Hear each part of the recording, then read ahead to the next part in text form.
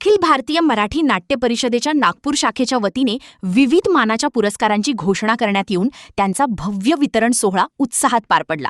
मराठी रंगभूमीची समृद्ध परंपरा जपत कार्य करणाऱ्या या परिषदेची मुंबई शाखा तब्बल 125 वर्षांची परंपरा लाभलेली असून नागपूर शाखेला 35 वर्षांचा गौरवशाली वारसा आहे.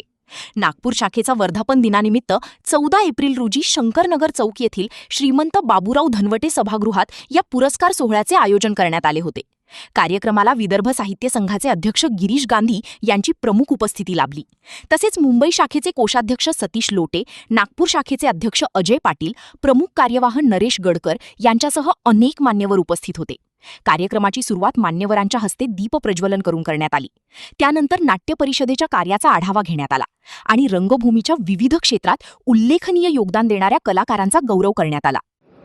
महामनो डॉक्टर बाबासाहेब आंबेडकर यांच्या जयंतीनिमित्त सुरुवातीलाच मी अभिवादन करतो. अखिल भारतीय मराठी नाट्य परिषद नागपूर शाखेचा वर्धापन दिन आणि या दिवशी दरवर्षीप्रमाणे विविध क्षेत्रामध्ये काम केलेले म्हणजे रंगमंच असो, वेगवेगळे विषयांवर नाट्य याच्यामध्ये काम केलेल्या जे कलाकार आहेत त्यांना प्रोत्साहन देण्यासाठी आम्ही लोक दरवर्षी एक पुरस्कार वितरण करतो.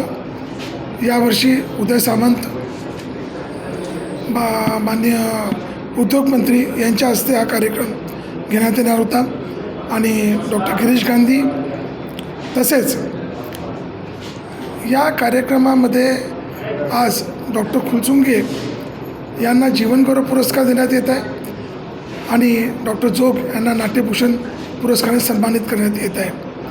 हा कार्यक्रम करण्यामध्ये आमच्या या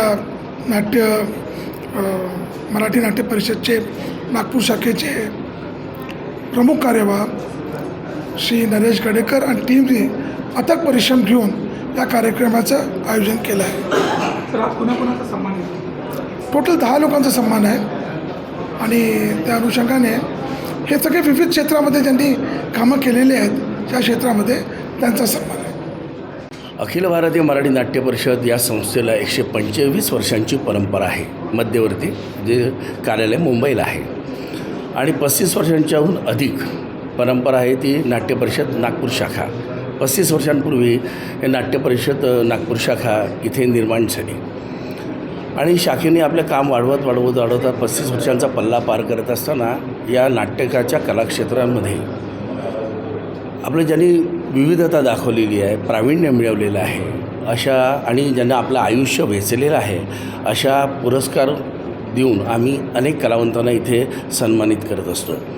14 एप्रिल हा दिवस म्हणजे नाट्य परिषद नागपूर शाखेचा वर्धापन दिन आहे आणि या वर्धापन दिनानिमित्त आम्ही हा पुरस्कार वितरण सोहळा दरवर्षी आयोजित करत असतो.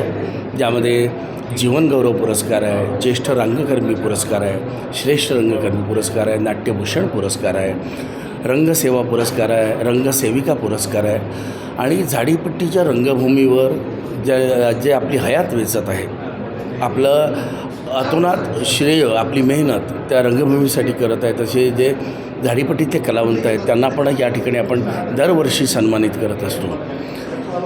नाट्य परिषदेचा महत्त्वाचा मुद्दाच तो आहे की कलावंतांना त्यांच्या प्रगतीसाठी प्रोत्साहन देणे, त्यांचे अडचणी सोडवणे, त्यांना संकटातून बाहेर काढणे आणि त्यांना त्यांच्या क्षेत्रामध्ये नाट्यकलेच्या क्षेत्रामध्ये काय करायचं असेल तर नाट्य परिषद काय करू शकते या दृष्टीनं नाट्य परिषद नागपूर शाखा मदत करत असते.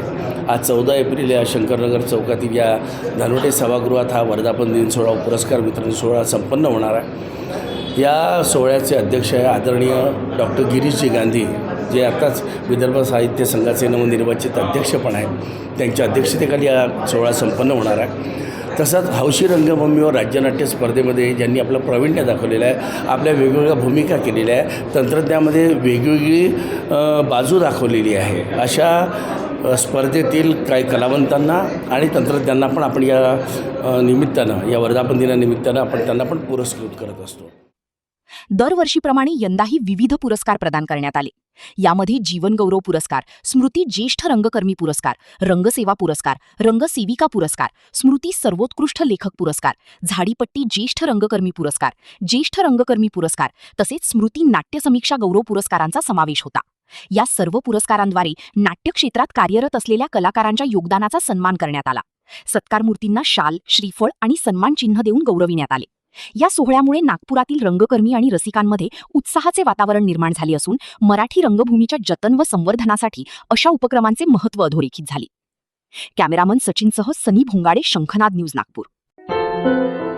क्या हुआ बहू? माँ, पाइल्स की बहुत तकलीफ हो रही है. तो तुम गुदरोग सर्जन के पास क्यों नहीं गई?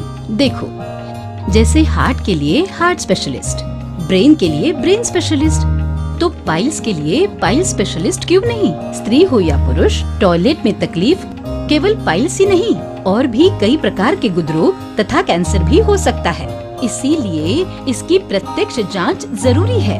ठीक है माँ, पर जांच के लिए हम जाएंगे कहाँ? वही काले आयुर्वेदिक पाइल्स हॉस्पिटल में. लेकिन माँ, प्रेगनेंसी में पाइल्स की दवाइयाँ. प्रेगनेंसी में आयुर्वेदिक दवाइयाँ सुरक्षित होती है. जनहित में जारी काले आयुर्वेदिक पाइल्स हॉस्पिटल, औषधि चिकित्सा तथा सर्जरी ट्रीटमेंट उपलब्ध. हमारा पता उमरेड रोड, दिघौरी बस स्टॉप के पास, नागपुर. अधिक जानकारी के लिए वेबसाइट पर जाएं kalepileshhospital.com.